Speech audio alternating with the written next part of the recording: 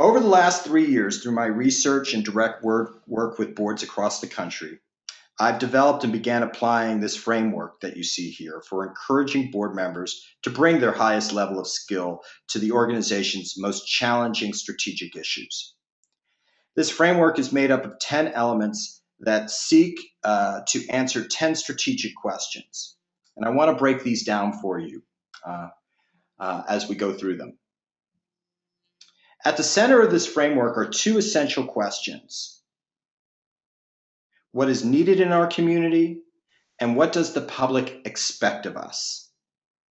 Now, most state statutes, state law, defines a board's fiduciary role in terms of a duty of care to act prudently, a duty of loyalty to act in the best interests of the organization, and a duty of obedience to uphold the public trust, ensuring resources are used properly.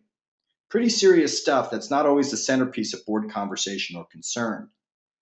What the law is saying is that boards are responsible to the public. We must, in order to remain responsible, we must understand as board members what is needed and meet the public's expectations of us. Now, lately, more and more boards are finding themselves in situations where they are crosswise with the public they are serving. The best example of this is the Susan G. Komen Race for the Cure Planned Parenthood debacle that happened a few months, 3 or 4 months back.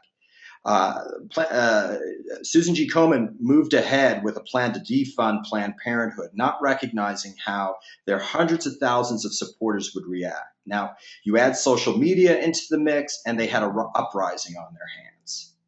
After they reversed their decision, the question was raised in many quarters: where was the board? What was their responsibility in all of this? Were they doing their job? So this really highlights, by answering these two questions, we're really highlighting ultimately the board's connection to the public.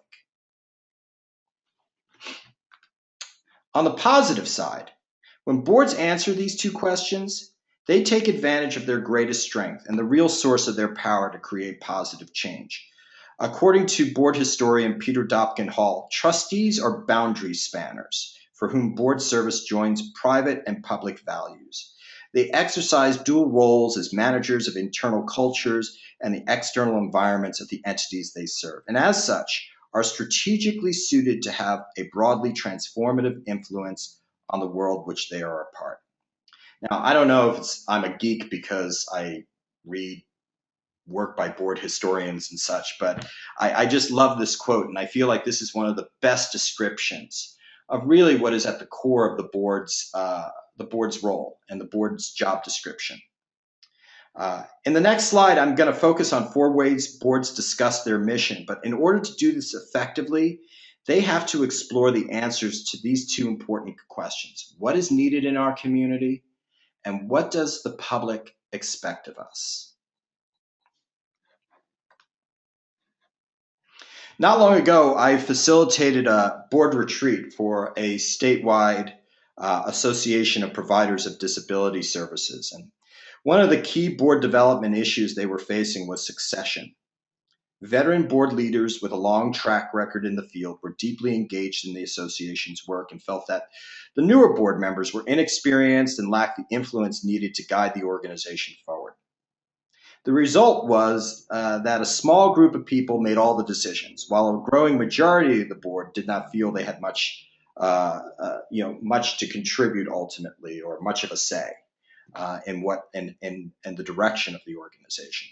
No one was really sure about the skills and talents each member brought to the table, and how together they could address the pressing issues that the disability field was facing at the time.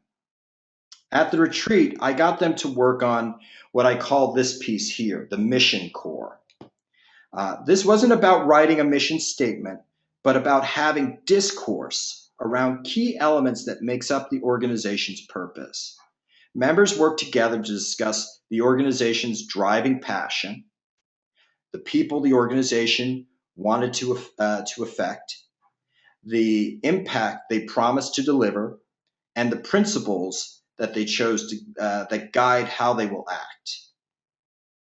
What resulted was a better understanding of who was in the room and the strong capabilities that existed within the board. First, they identified the similarities and differences in their points of view and how they could build a shared commitment around the organization's sense of purpose. Second, through these discussions, these board members had to grapple with the organization's business model. And if you look at these four components here, passion, people, promise, and principles, you can directly translate them into an organization's business model in terms of passion equaling purpose, people equaling the audience that you're trying to reach, promise equaling the value proposition that you're delivering, and principles equaling the competitive advantages that you have ultimately that set you apart from others in the field. Third, by listening and interacting with each other, board members were able to share their skills and talents with each other, making those skills and talents visible. So they now had an understanding of really who was in the room, what their perspective is, what they brought to the table, how the organization works, and ultimately the unique skills that board members were able to apply to the challenges that lay ahead for the organization.